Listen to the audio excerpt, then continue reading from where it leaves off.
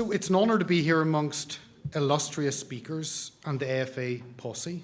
I'm sure the War Room posse as well. And refreshing to be among patriots who speak freely, which is becoming increasingly rare.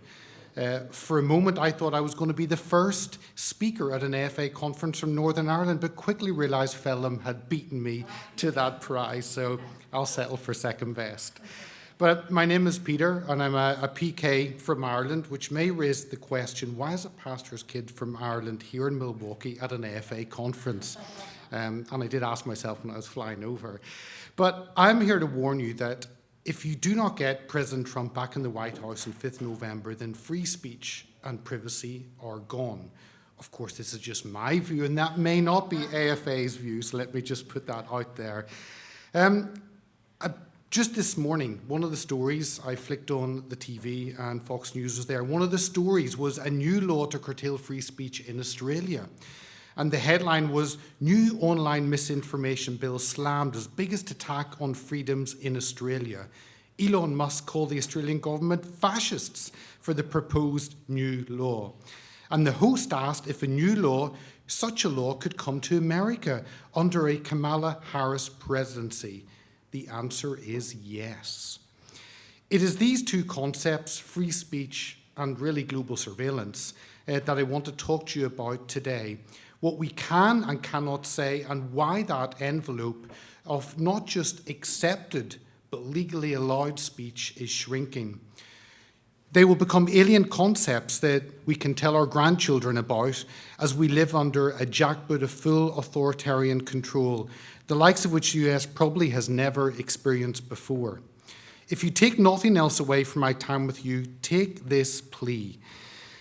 You must do all you can do to get the vote out to make sure President Trump is successful. The future, our freedoms, not just for the US, but for the UK, Europe, and the world are at risk. You don't even have to be a full-on lover of Trump, but you have an option between freedom and the American dream or slavery in very fast decline. Make your choice and commit yourself to being part of the 5th November success. That's my position anyway. My background, born in Northern Ireland, I studied aerospace in London and hoped to fly commercially, and then 9/11 happened, which messed that up slightly. Ended up in London, have worked 10 years in the largest black majority Pentecostal church in London, which is strange because my background is Baptist. Shows God has a sense of humour.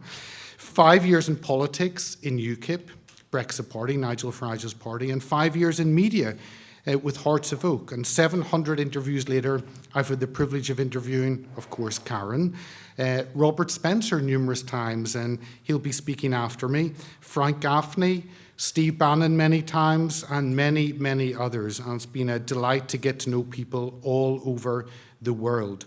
And my co-founder in Hearts of Oak, Alan Craig, received the AFA Hero of Conscience Award in 2009, along with Gert Wilders in the Reagan Presidential Library. And he was a little bit jealous that I was going to join you today. But in terms of the election in 50 years, I spoke to an individual this week. This being filmed, I won't say who, but you'd know who they are. And he shared that he was speaking at a Republican gathering, and many he spoke to were not participating in this election. And I implore you to be part of it and to do what you can do. Offer yourself as a vote watcher, a poll teller. I'm not sure what exactly the terminology here is in the UK, but I've poll watched for 3 different elections. And make sure and do your part. And in the words of Steve Bannon, next man up. And there's no more important time for that phrase than the next 50 days. But I believe the 2 biggest threats or issues we now face are the preservation of freedom of speech and global surveillance, free speech and privacy. We find ourselves in a new era of totalitarianism in terms of the words that can be uttered. Hate speech is a concept that has been forced on us under 2 guises: diversity, equity and inclusion, and multiculturalism. And cultural Marxism has taken hold of our institutions and removed truth as the standard and replaced it with subjective thoughts. The right to offend is no longer a right, but a threat to the new world order. Dictates are to be followed and not questioned or discussed. Just look at the COVID tyranny we've all lived through. Divide and conquer was used to full effect there, them and us, the vaxxed and the unvaxxed. And fear is a powerful motivator, and people are sheep-like. They want to be part of the crowd to be popular. But I know I'm in a room with people who are not like that, are not sheep-like, but are lions, and whose belief and vision is much stronger than any need to be liked. It's patriots here. Blind obedience is rewarded with, well, yes, a better credit score. And Frank Gaffney has been sounding the alarm on this for years, the threat we all face from the CCP and more recently the WHO. In China, diversity of views in privately owned media were eliminated in 1949 when the CCP took control of China, bringing freedom of thought to a complete end. And Western governments now long for this level of control for their citizens. And technology has given governments and quasi-governmental organisations the power to monitor and report like never before in society. The ability to set up a reporting group of people that feed the government information by spying on their neighbours and family is no longer needed. We have phones now, and many other. They do this, and I think they will be part of our downfall. But while we continue to go through the motions of democracy, the dice is already set, and the odds are not in our favour in terms of freedom. Newspeak is no longer a concept in a novel written 40 years ago, but is now government policy. And in Britain, we have seen this new clampdown on freedom of speech over the last month or so, since a new far-left government led to an uprising against mass immigration that was swiftly put down in echoes of past totalitarian regimes.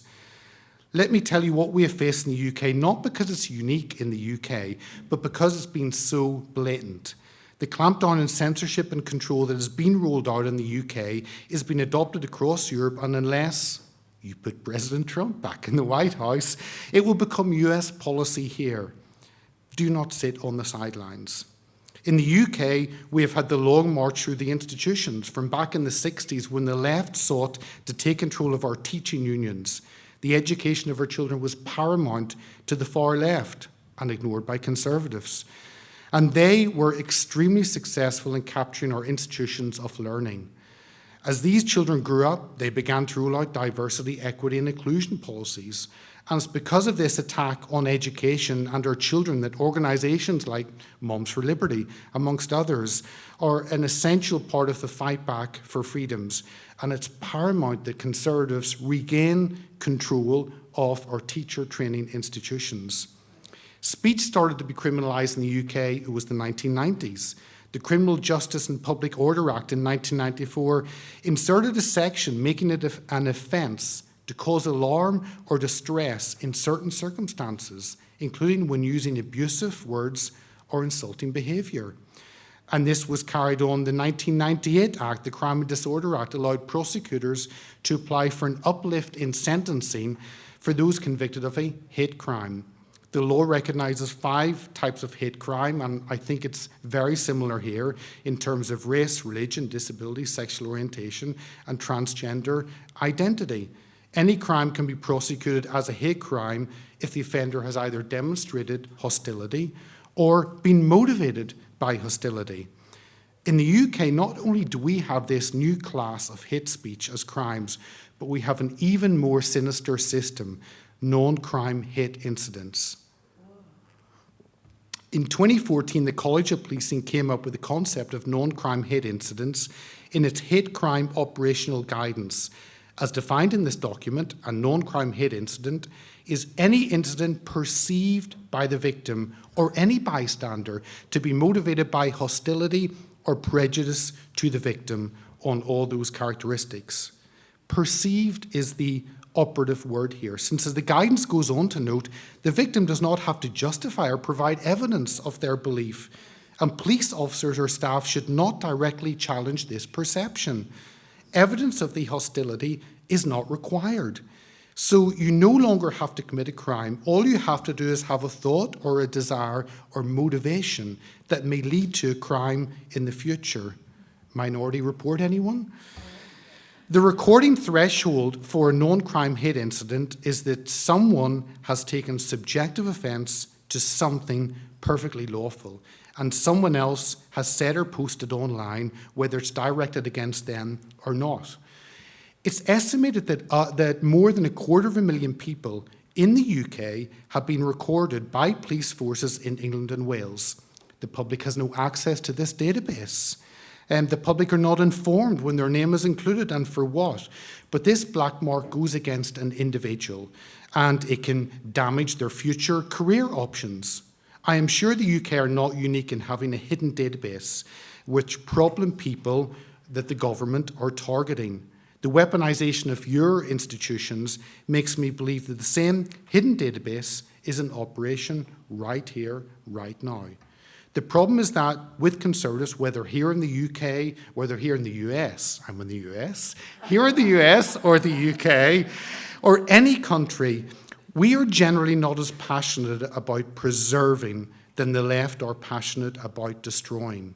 I think in Islam and the abortion industry, a phrase that I've heard a lot is, we need to be more passionate about life than they are about death.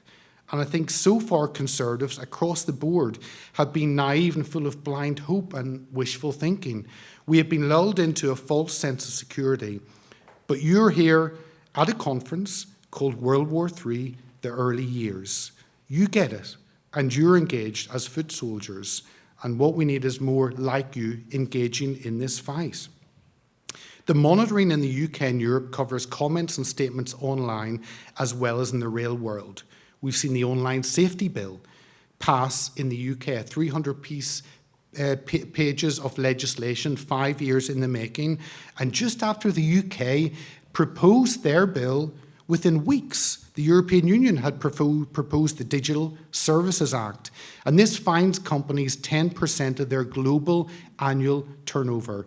It's no wonder like companies like Facebook, like Wikipedia, like Telegram, etc., have said they may need to pull out of the UK and Europe and no longer operate there. Paul Duroff, founder of Telegram, arrested in France, and we are told that Macron arrested him without any pressure from the Biden-Obama White House? Really? Macron does what he is told by NATO or the US. So this arrest is not a French attack on freedom, it is a global war on free speech. Then we have this new Australian bill, which is just going through Australia at the moment. And here in the US, you've got COSA, the Kids Online Safety Act, and I think that's the first stage to the war on free speech.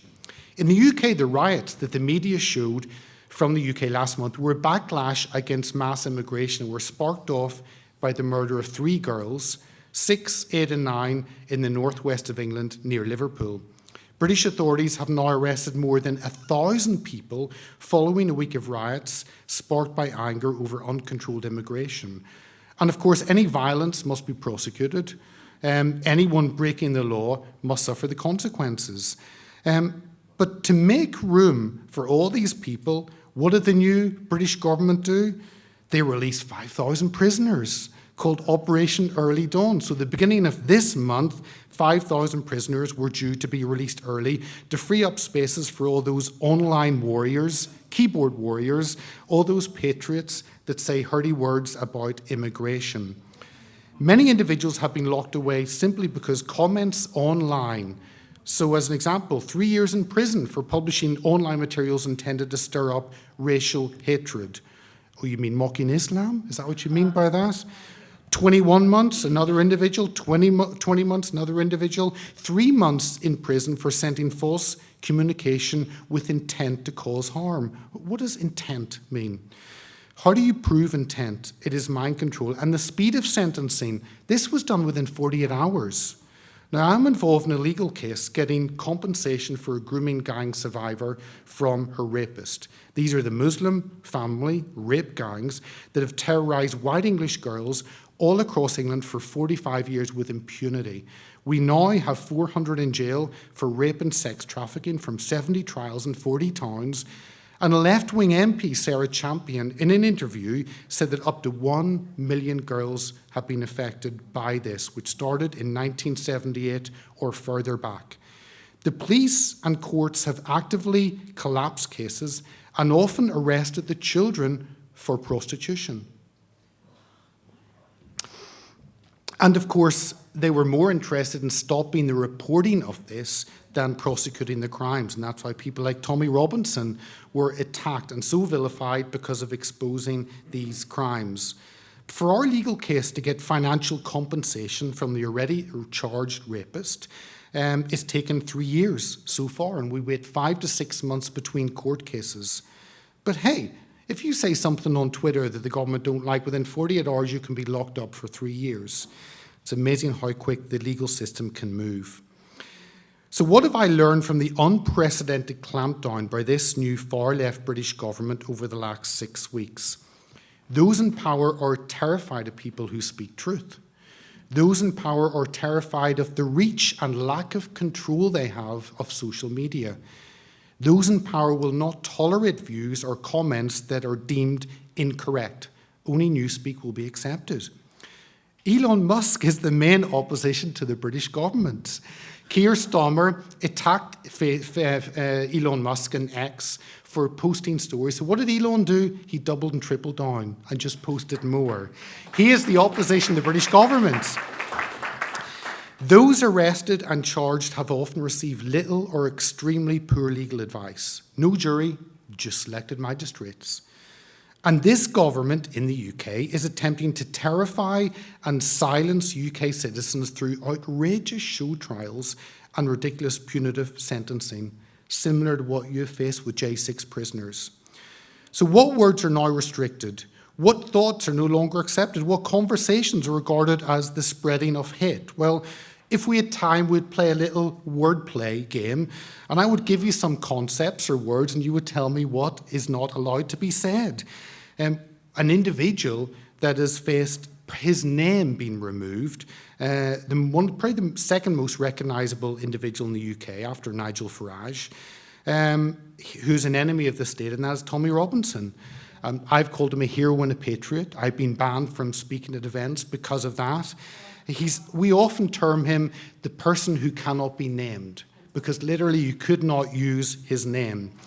Any videos that go online, you get a warning on graphic content because he is exposing the lies of the deep state.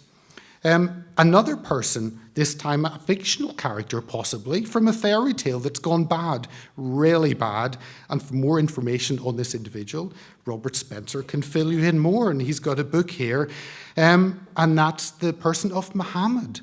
And again, there are many words you can say. Elizabeth Sabadich-Wool spoke 2 years ago on her book, The Truth is No Defence. And there are huge limitations what you can and cannot say about someone who maybe didn't even exist. What about Islam? Well, again, it's something that comes with a protected status, and it's now been rebranded as a religion of peace, and all must agree. Or what about vaccine? There are many, and this was the first time we faced online restrictions. You cannot say harmful, you cannot say side effect, you cannot say damage, you cannot question whether it's even needed by people. Anything that does not agree with the narrative safe and effective is not allowed. Or what about transgender? Well, there would have been times where we called such people, we would recommend that they get help. They go and get medical help. They talk to someone through with their problems. Now, you cannot say that.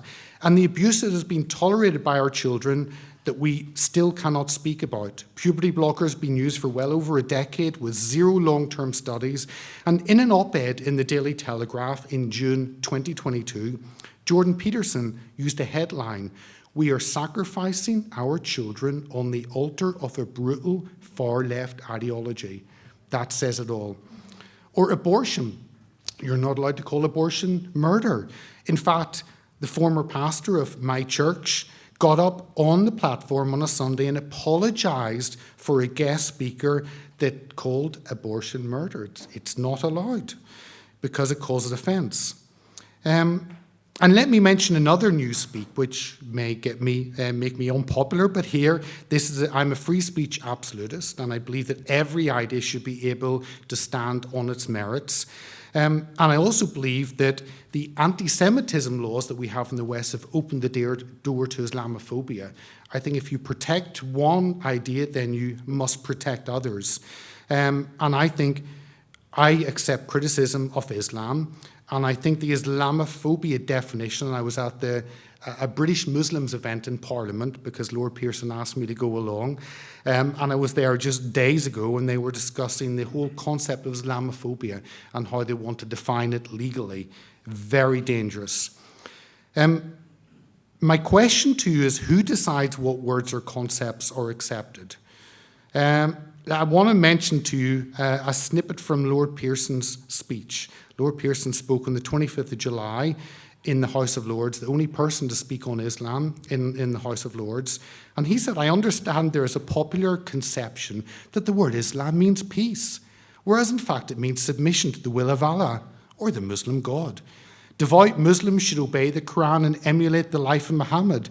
This is unfortunate because the Quran contains over 100 verses which encourage Muslims to kill or subdue non-Muslims.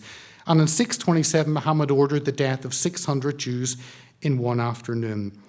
His speech provoked a backlash. The Muslim Council of Britain, the Muslim Association of Britain made formal complaints to the House. And all peers received a letter 2 weeks ago warning them about their language. Lord Pearson loves stirring things up and speaking truth. Let me just touch on global surveillance, which is for your safety. The first step was online advertising, Google Ads. Do you know that Google makes 77% of its revenue from ads? Top 3 revenue streams, ads, 173 billion last year, 15.6% of its revenue. YouTube ads, 31 billion, 10%. And Google network ads, 31 billion, 10%. So 77% from ads. That's where global surveillance online started. We now have congestion zones and road tolls for cutting down emissions and congestion. But of course, those cameras record everything that happens and someone keeps that data. We have face recognition in shops for crime prevention. And as Frank mentioned, there are shops now in the UK where, your picture is taken before you walk in. There's some you can't go in the store unless you give your biometric data. We have live facial recognition used by the police for crime prevention. Who is that database? Would the public have zero access to it? We, of course, have CBDCs to monitor wrong type of financial spending. We have digital IDs. We have 15-minute cities, and it goes on and on. This rollout of global surveillance to control us and make sure we are doing the right thing as citizens of whichever government it is. But the number of questions I have around these new intrusions into our privacy is, who approved these mass surveillance tools? Well, we did by voting in government, but that's by the by. It wasn't on any election material I've read in the UK. Who controls the data? It's often private companies. How is this data used? We have zero idea, but probably for advertising and to market us, because we are now the product. We are now with the information that is sold us individually. And does the individual lose control of their own biometric data? These are huge questions. Let me just finish with a new piece of surveillance and government overreach coming to you here in the US. By the end of the year, someone messaged me about this 2 days ago. I'll just mention, because this is an example of government overreach, certainly by your federal government, and surveillance of all you do and monitoring of you. It is the Corporate Transparency Act. This was enacted in January the 1st, 2021, and represents the most significant reformation of the Bank Secrecy Act and anti-money laundering laws since the US Patriot Act. If you have any new company or entity, you need to report yourself for inclusion in this new FinCEN database under the Department of Treasury. FinCEN, which I'd never heard of, maybe you have, is the Financial Crimes Enforcement Network. You need to report yourself to the Financial Crimes Enforcement Network. This overreach by federal government and a violation of state rights is part of this creeping surveillance state. And I guarantee you that 80% of small businesses, owners, have no idea this is happening. Small and medium businesses will be obliterated in fines and penalties. The fines for non-compliance and not voluntarily reporting yourself as an entity to this organization, they start at $500 a day and include jail time. A number of states have ruled it unconstitutional, but the deadline is the end of this year. Attempts to implement the CTA and its predecessor bills have been staved off for decades. However, in December 2020, the US Congress, majority controlled by Republican lawmakers in both houses in the Senate, passed the CTA as part of the 2021 National Defense Authorization Act, which President Trump vetoed. I believe it's his sole veto during his term in office. On January the 1st, 2021, Congress, by a 2/3 vote in both the House and the Senate, overruled Trump's veto and passed the CTA into law.